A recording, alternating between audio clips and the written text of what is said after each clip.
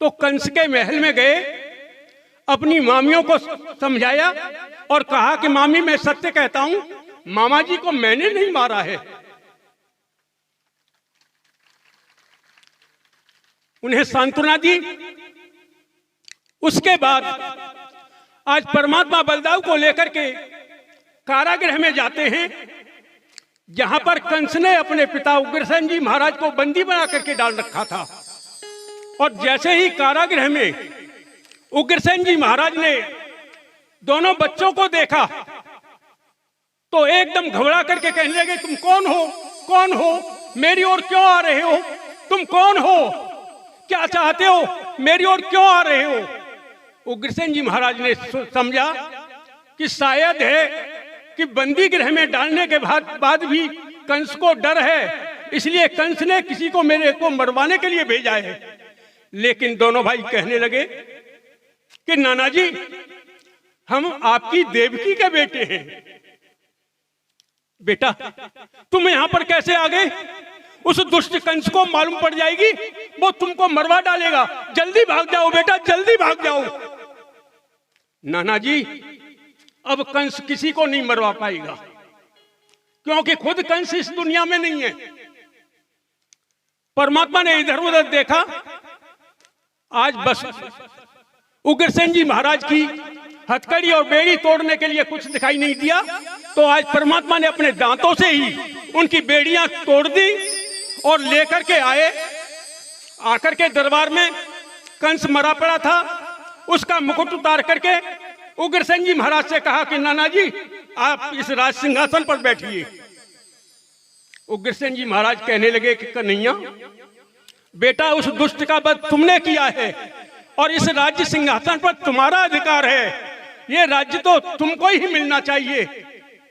लेकिन कन्हैया ने रो करके कहा कि नाना जी हमें तो महाराज ययाति का शाप लगा हुआ है, महाराज ययाति के शाप के कारण हम यदुवंशी राजा नहीं बन सकते, और फिर राज तो आपका है, आप इस सिंहासन पर बैठिए। उग्रसेन जी महाराज ने स्पष्ट मना किया तो कन्हैया रोने लगे कि क्या आप ये नहीं चाहते कि मेरे माता पिता बंधन मुक्त हों? जब तक मथुरा का राजा इस बात का आदेश नहीं करेगा कि वसुदेव और देवकी को आदर के साथ बंधन मुक्त किया जाए, तब तक मेरे माता पिता बंधन मुक्त नहीं होंगे।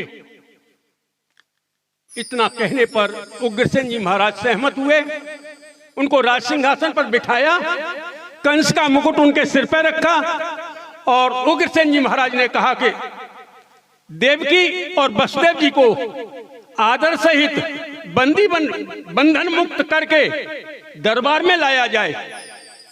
आज सैनिक गए, दोनों को बंधन मुक्त किया।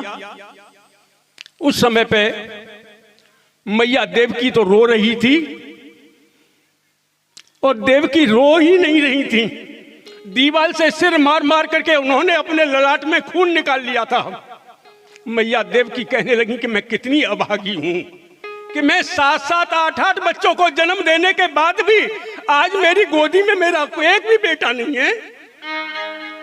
विधि के विधान की व्यथा ये निराली, विधि के विधान की व्यथा ये निराली। 7 लाल जन्म मैंने, 7 लाल जन्म मैंने, 7 लाल जन्म मैंने, फिर भी गोद खाली है। विधि के विधान की व्यथा ये निराली, विधि के विधान की व्यथा ये निराली।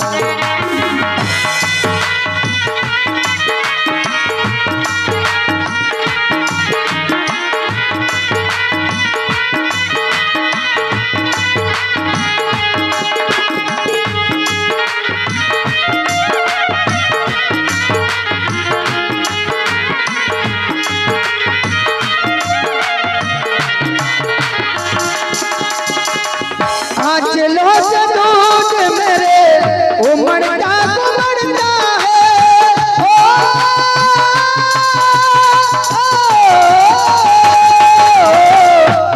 चलो से दूध मेरे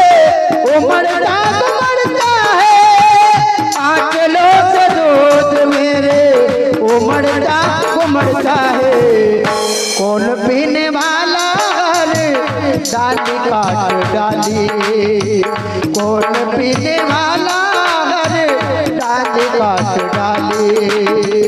सात लाल जन्मे मेरे, सात लाल जन्मे मेरे, सात लाल जन्मे मेरे, फिर भी गोद खाली है।